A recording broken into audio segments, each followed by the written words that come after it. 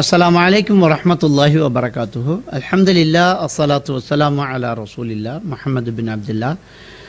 எல்லா புகழும் எல்லாம் வல்ல அல்லாஹ் சுப்ஹானஹு வ தஆலாவுக்கே சலாமும் சலவாத்தும் ஸல்லல்லாஹு அலைஹி வஸல்லம் அவர்கள் மீதும் சஹாபாக்கள், தாபீன்கள், தாபீன்கள் நல்லோர்கள் எல்லோர் மீதும் என்றென்றும் உண்டாகட்டுமாக.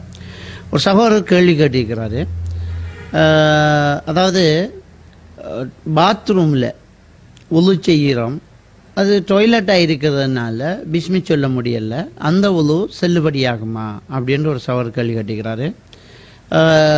இன்னொரு கேள்வி வந்திருக்குது. பாத்ரூமில் குளிச்சுட்டு இருக்கும்போது நிர்வாணமாக உளு செய்கிறோமே, அந்த உளு செல்லுபடியாகுமா அப்படிங்கிறாங்க. இன்னொருத்தர் கேள்வி கேட்டிருக்கிறாரு, பாத்ரூம் உள்ளுக்கு உளு செய்யலாமா அப்படின்னு கேட்டிருக்கிறாங்க. இந்த மூன்று கேள்விக்கும் ஒரே நிகழ்ச்சியில் பதில் கொடுக்கலாம் அப்படிங்கிறதுனால இந்த நிகழ்ச்சியை இந்த கேள்வி பதில் நிகழ்ச்சியாக நாங்கள் எடுத்துக்கிறோம்.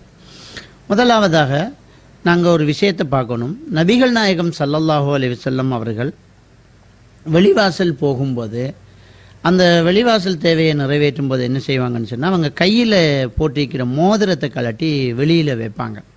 ஏன்னா அவருடைய மோதிரத்தில் முஹம்மதுன் ரசூலுல்லா அப்படின்னு எழுதப்பட்டிருக்குது. அதில் அல்லாஹ் என்ற எழுத்து இருக்கிறதுனால அந்த வெளிவாசல் தேவைக்காக போகும்போது அதை கலட்டி வெளியில் வச்சிடுவாங்க. இப்போ நாங்கள் இன்னொரு விஷயத்தை நல்லா கவனிக்கணும். என்னன்னு சொன்னால், நபிகள் நாயகம் ஸல்லல்லாஹு அலைஹி வஸல்லம் அவர்கள் நம்மகிட்ட இருக்கிற மாதிரி இந்த கட்டட அமைப்பில் வெளிவாசல் தேவையா பயன்படுத்தினாங்களா? அதாவது பாத்ரூம் கட்டி கூரை போட்டு அதுக்கு கதவு போட்டு அப்படி இருந்துச்சா அப்படின்னு கேட்டால் கிடையாது. அதாவது வெளிவாசல் தேவைக்காக ஒரு மறைப்பை அவங்க ஏற்படுத்திக்கிட்டு அதுக்கு பின்னாடி அவங்க உட்காருவாங்க, மரங்களுக்கு பின்னால் உட்காருவாங்க. அவருடைய அற்புதத்தில் கொண்டு தள்ளி இருக்கக்கூடிய 2 மரங்கள் நகர்ந்து அவருக்கு மறைப்பு கொடுத்தது அப்படிங்கிறதை நாங்கள் பார்க்கலாம். அதாவது புதர்கள் என்று சொல்லுவாங்க, மரம் பத்தையாக இருக்கிற இடங்கள், அதுக்கு உட்காருவாங்க. அதே மாதிரி நபிகள் நாயகம் ஸல்லல்லாஹு அலைஹி வஸல்லம் அவர்களோடு இருந்த சஹாபாக்கள் சொல்கிறாங்க, பெருமானார் ஸல்லல்லாஹு அலைஹி வஸல்லம் அவர்கள் வெளிவாசல் தேவையை நிறைவேற்றும் போது ஒரு வாளியில் தண்ணியும் இன்னொரு குச்சியை நாங்கள் கொண்டு போவோம். குச்சி எதுக்குன்னு சொன்னால், அவருக்கு முன்னாடி அதை குத்தி ஒரு பலகம் மாதிரி அதை குத்தி அதை மரப்புக்காக வைக்கிறதுக்கு அப்படிங்கிறாங்க. எனவே அந்த அந்த அந்த நபிகள் நாயகம் ஸல்லல்லாஹு அலைஹி வஸல்லம் காலத்தில் டாய்லெட்டுங்கிறது, பாத்ரூம் என்கிறது எப்படி இருந்துச்சுன்னு சொன்னால், அப்போ பயன்படுத்திட்டு அதை முடிச்சிடுவாங்க, அவ்வளோதான். அது அப்படியே தொடர்ந்து இருக்கிறது இல்லை.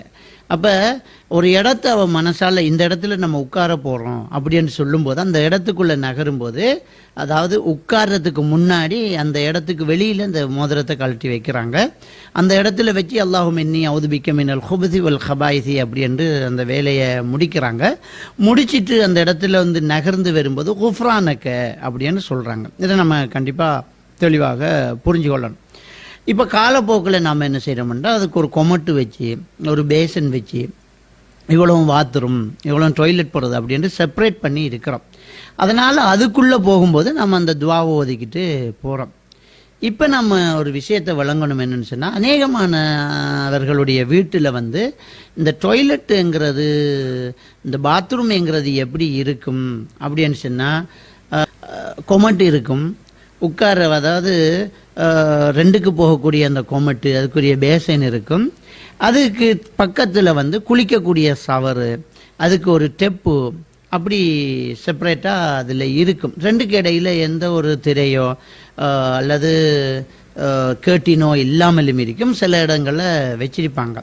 இப்போ நாங்கள் தெளிவாக புரிஞ்சு கொள்ளணும். என்னன்னு சொன்னால், நம்ம கொமட்டில் உட்காரம் அல்லது பேசனில் டாய்லெட் போகிறதுக்கு உட்காரம் இல்லையா, அந்த ஏரியாவை நம்ம டாய்லெட்டாக எடுத்துட்டோம்னா அதிலிருந்து வெளியில் வரும்போது எல்லாமே ஒரு பாத்ரூம் தான், ஒரு கதவு தான். அந்த டாய்லெட்டில் உட்கார்றது, அந்த பேசனில் உட்கார்றதுக்குன்ற ஒரு அதை கொஞ்சம் ஒசத்தி போட்டு அது ஒரு ஏரியாவாக இருக்கும் இல்லையா. அந்த டாய்லெட்டுக்கு வச்சுக்கிற ஸ்டெப்பில் நம்ம உள்ள செய்கிறது இல்லை. அதில் நம்ம வாஷ் பண்ணிட்டு அதிலிருந்து கடந்து இன்னொரு எட்டு வந்தோன்னே அடுத்தது இன்னொரு ஏரியா இருக்கும். அது நம்ம குளிக்கிறது, அது வாஷ் பண்ணுறது, கை கழுவுறது, இப்படியான டெப்புகள் இருக்கும்.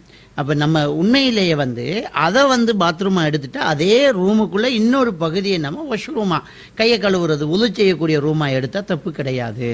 அதனால் நம்ம பாத்ரூமுக்குள்ளே போய் அந்த பேசனுக்கு ஏறும்போது அதுக்கு முன்னாடி அந்த இடத்துல கால் வைக்கும்போது அல்லாஹும்ம இன்னி அஊது பிக்க மினல் ஹுபுஸி வல் ஹபாயிஸி என்று நம்ம போகிறோம்.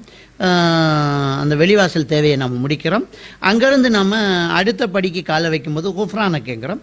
இங்கே டெப்பில் பிஸ்மில்லா அப்படின்னு சொல்லி நம்ம ஒலு செஞ்சுட்டு வரோம். இதில் ஒன்றும் தப்பு கிடையாது. ஏன்னா அது அந்த ஏரியாவிலேயே ஒலு செய்யக்கூடாதுன்னு அப்படி என்று கிடையாது. அந்த இடத்துல டாய்லெட்டு போயிட்டு பக்கத்துலேயே ஒரு வாளியில் தண்ணி எடுத்து ஒலு செய்யலாமா இல்லையா? அதனால அப்படி எந்த ஒரு தடையுமே கிடையாது.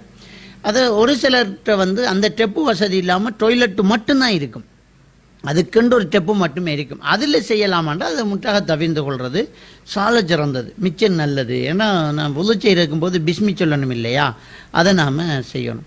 ரெண்டாவது பிஸ்மி சொல்லாமல் நம்ம உழு செஞ்சிட்டோம் அப்படின்னா அந்த உழு செல்லுபடியாகுமா? உழு செய்கிறதுக்கு முன்னாடி பிஸ்மில்லா அப்படின்னு சொல்கிறது ஒரு சுன்னத் தான். அது விடுபட்டுன்னா உழுவெல்லாம் செல்லுபடியாகாது அப்படின்ட்டு எங்கேயுமே கிடையாது. நம்ம உழு செல்லுபடியாகும் தான். அப்படி பார்க்க போனால் இன்றைக்கி அநேகமானவர்கள் அதை சொல்ல மறந்துக்கிட்டு தான் உழு செஞ்சுக்கிட்டு இருக்கிறாங்க. அது மேலதிகமான ஒரு சுன்னத்து, பிஸ்மில்லா அப்படின்னு சொல்லி நம்ம உழு செய்கிறோம். அது மறந்துட்டுன்னு சொன்னால் அந்த உழு செல்லுபடியாகாமல் விட்டுருமா அப்படின்னு கேட்டால் அது ஒன்றுமே கிடையாது. அப்படி ஒன்று அதை உழுவுக்கு கண்டிப்பாக பிஸ்மி சொல்லியே ஆகணும், பிஸ்மி சொல்லாட்டி உழுவே இல்லை அப்படிங்கிற ஒரு விஷயத்தையும் நாங்கள் மார்க்கத்தில் அப்படி இல்லைங்கிறத தெளிவாக புரிஞ்சு கொள்ளணும். இல்லம் வல்ல அல்லாஹ்வுக்கு சுப்ஹானஹு வ தஆலா நம் அனைவருக்கும் மார்க்கத்தினுடைய சட்டத்திட்டங்களை தெளிவாக எடுத்து நடப்பதற்கு தௌஃபீக் செய்வானாக. வாஹிர் தஅவானா அல்ஹம்துலில்லாஹி ரப்பில் ஆலமீன்.